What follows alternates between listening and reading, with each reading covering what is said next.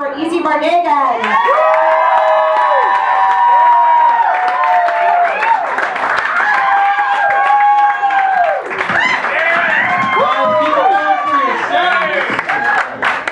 Round of applause for yourselves, for the other comics. You guys are doing great. Please clap because I need more time. I need to fill. Oh my God, what a day. Oh, that's not distracting.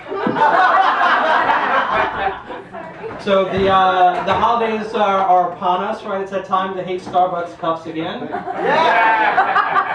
Thank God Thanksgiving just passed. I lucked out.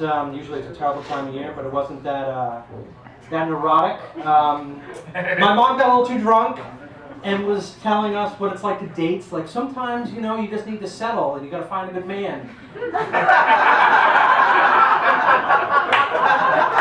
And my sister, who has been married, like she leans over to my sister and is like, you know, I'm not gonna bring it up, but your ex-husband. I was like, oh, okay, I gotta go to the bathroom. I'm gonna lock myself in there for a bit.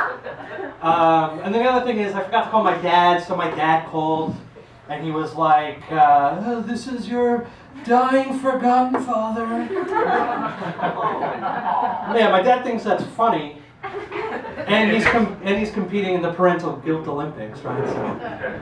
But my dad is the reason why I have a terrible sense of humor. I'm Puerto Rican, I'm Irish, and I'm Polish, right? Basically, I'm just like an angry drunk all the time. But growing up, my parents used to call me and my siblings mixed Bixkies. It's true. So I grew up finding racial humor funny. You know, Puerto Rican showers are real. I take them every day.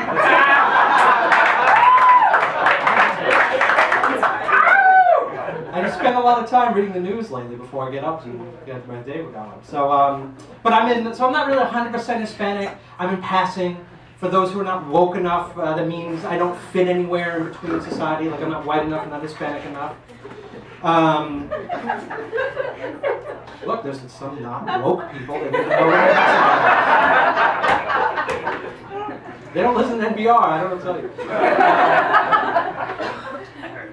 So, like for example, I'm Hispanic enough that I can drive through a rough neighborhood and I'm fine.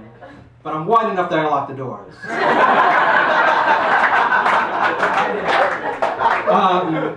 Like I have a Puerto Rican flag in my car, right? Because I'm Hispanic enough that I'm proud, right? I want everyone to know. And I'm white enough that a cop isn't going to pull me over.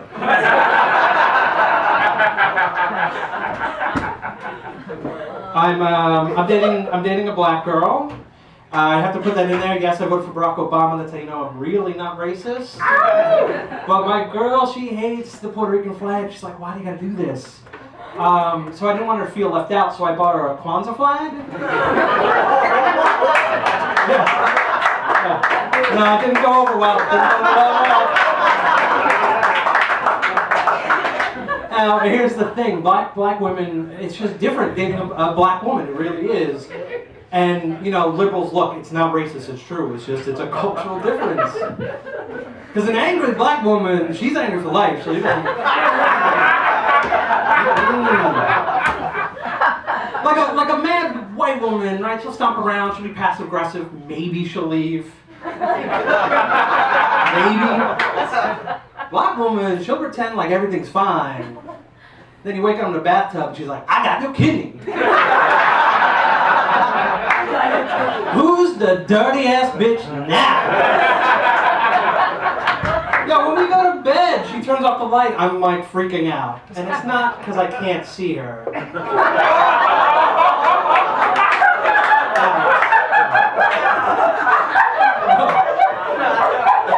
But it's because I can't see her.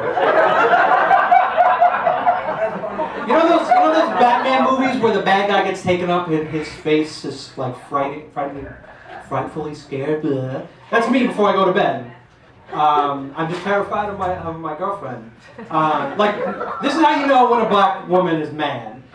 Like the closer her teeth are, the nose. When she comes at you and she's like, "I told you no, close on the bed."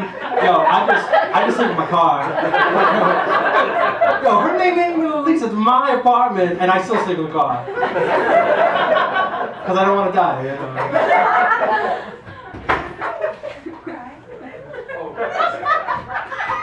was crying. My bad.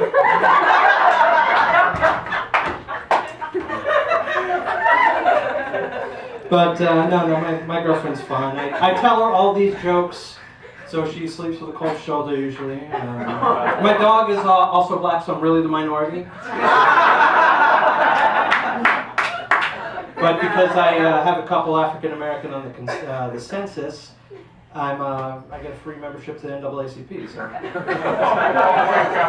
I'm really pushing boundaries.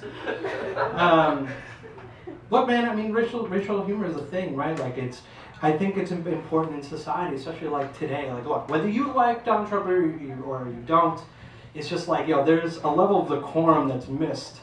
And I think the more we talk about these things and laugh at them, we can keep the conversation going.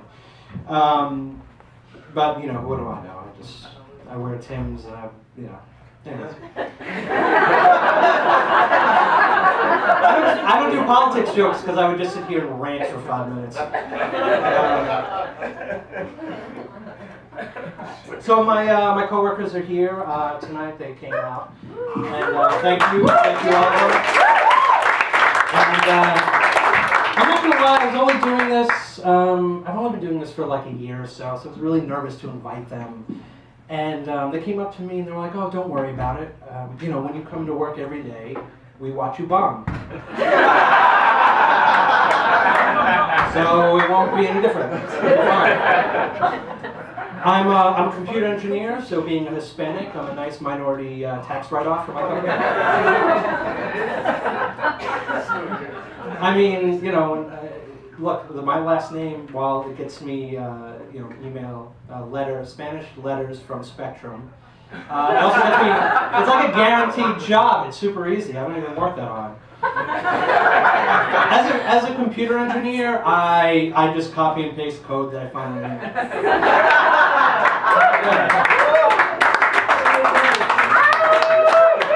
I'm not that smart. It's called Google. That's how I've done my job for the last 9 years. Oh boy. So I got a wide sense of humor, right? And I find a lot of things funny that most people don't. Sometimes I'll put my foot in my mouth, which is, fine. I'm an adult. You're not going to be tactful 100% of the time. Like, when I was a kid, whenever you did something dumb, like in high school, whenever you did something dumb, you'd be like, "Oh, I'm drunk. I'm an idiot. Absolutely hammered, teacher." And it was funny because, I had to take a couple drug tests, which made it even funnier. Like passing, like, idiots. So, the more jaded and older I got, it evolved into I have a small penis. Equally immature, I thought it was funny, like drop your phone, like, "Oh, I got a small dick, hilarious." Until my dumbass said it on a date once. I know, it was hilarious. Like, you hear how awkward it is right now? Imagine being on a date, like, "Oh, I got a small dick." She's like, "Really?" How do you even come back to that? And my idiot self is like, "Yeah, no, it's a joke, and I don't want to pull it out."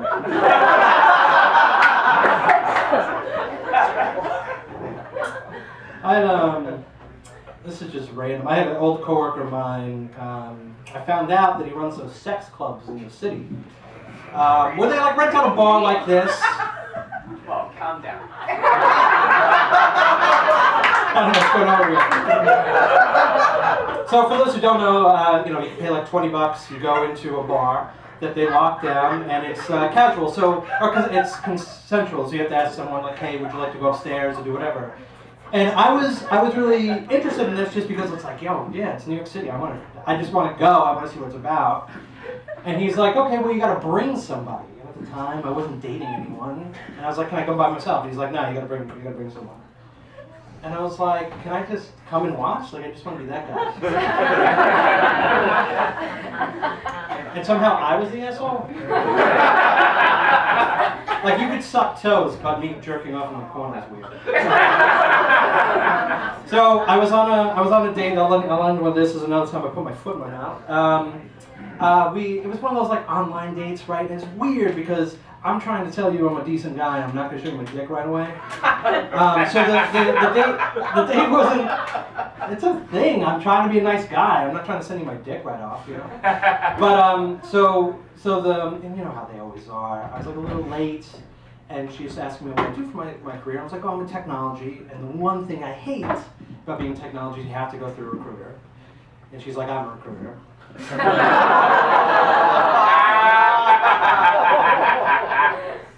And then I do the, no, not you, recruiter, they're these recruiters. So after college, I saying how I went off, came back, I lived with home. She's like, oh, I moved in with my mom. Now my parents are divorced. I'm like, oh, your parents divorced? She's like, no, my dad died when I was 14. I know. Buttholes closing on the port bow, that was embarrassing, that was dangerous. So I'm trying to save it, and she's like, you know what, let's just wrap this up. And we kind of do that awkward lean in, like, she's like, thanks for the coffee, and I'm like, thanks for hating me. And